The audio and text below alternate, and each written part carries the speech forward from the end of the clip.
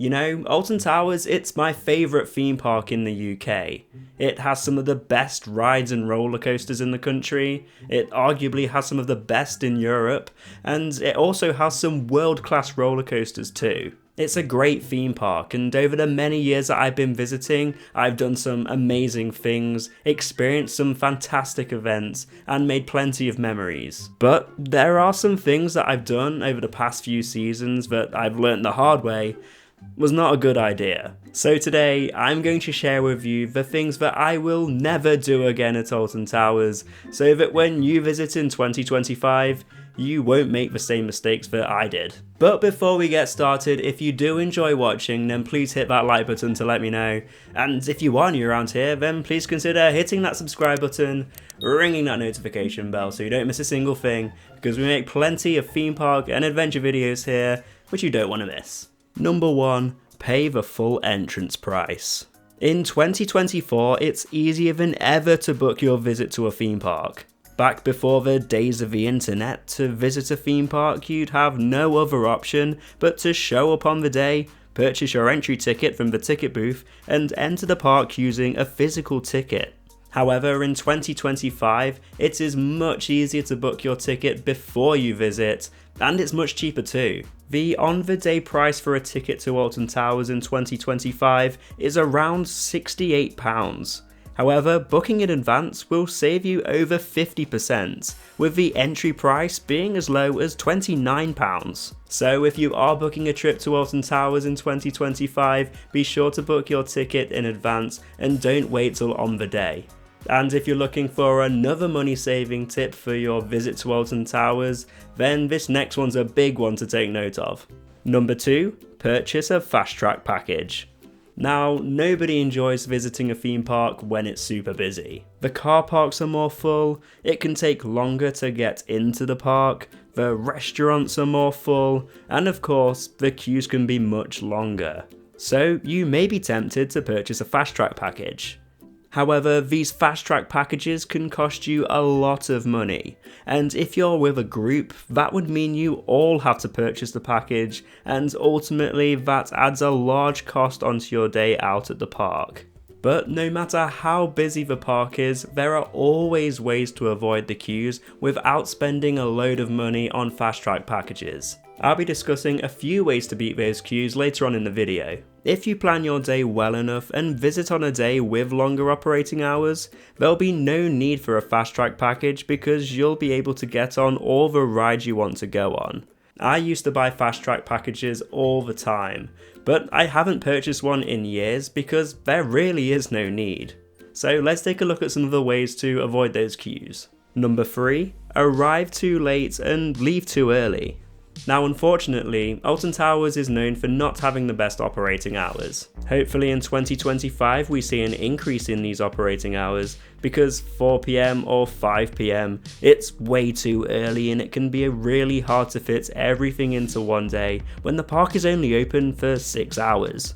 So if you can only visit on one of those days where the operating hours are short, always arrive at the park before the scheduled opening time, which is usually 10 AM. Now when Alton Towers say that the park opens at 10 AM, that means that the rides open at 10 AM and not the park itself. If you arrive at 9 AM, you can get inside the park and head to your favourite ride or roller coaster before the park even opens. And the same goes for the end of the day too. The advertised closing time means the time that Alton Towers closes the queues, but if you head into the queue 5 to 10 minutes before closing time, you will still be able to get on that ride no matter how long the queue is. So if you are visiting on a day with shorter operating hours, just keep this one in mind. Number 4, take the long route to Forbidden Valley. Alton Towers is the biggest theme park in the UK, spanning 550 acres. Over the past couple of seasons, the Sky Ride has been under maintenance at the park, which has made it more difficult to get from one end of the park to the other. The area which is most out of the way compared to the rest of the park is Forbidden Valley. Now, if you're a hotel guest, you can actually enter the park via the Forbidden Valley entrance. However, if you're a regular park guest, you will have to use the main park entrance, which is quite a distance from Forbidden Valley.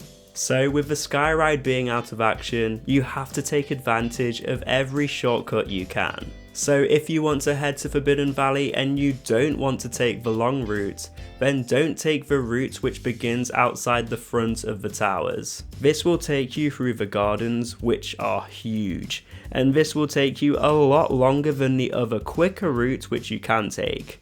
This route is via the Haunted Hollow, which can be found near Mutiny Bay and Battle Galleons. This will take you to the Cursed Alton Manor and Forbidden Valley, a much quicker and a less tiring way to these areas. Number 5. Eat during lunch hours. I mentioned earlier that there are ways to avoid the massive crowds and the big queues without purchasing a fast track. Well, there are also ways to avoid the big queues at restaurants too. Most guests, they're going to start the day by heading to the rides and roller coasters and then head for lunch around midday. However, if you head for lunch just before everyone else, or just after, say 2 PM, it means that you will avoid the busy period. Not only this, but if other guests are going for lunch at midday, it means that hopefully the queues are a little shorter too during the busy lunch hours. So overall, it's best to either eat early or wait a little longer. And if you do choose to wait a little longer and you do get hungry during those busy lunch hours, then you can always grab a snack from one of the many food vendors around the park. Number 6. Visit Towers Trading at the end of the day. Towers Trading is the main location to buy your Alton Towers merchandise. It is conveniently placed on Tower Street right near the main entrance of the park, which means when you leave at the end of the day, you can stop by and pick up some merchandise, snacks and drinks. However, at the end of the day, every other guest in the park is going to be heading towards Tower Street and they'll be heading into Towers Trading too, meaning that the queues are going to be much bigger. So I always make my trip to Towers Trading before the end of the day, so I don't have to battle my way through crowds of people to check out the merch, and I don't have to wait in a long queue to pay. And if you're worried about what to do with whatever it is you've purchased when you go on the rides, there's various locker locations around the park which only cost £5 to hire for the whole day.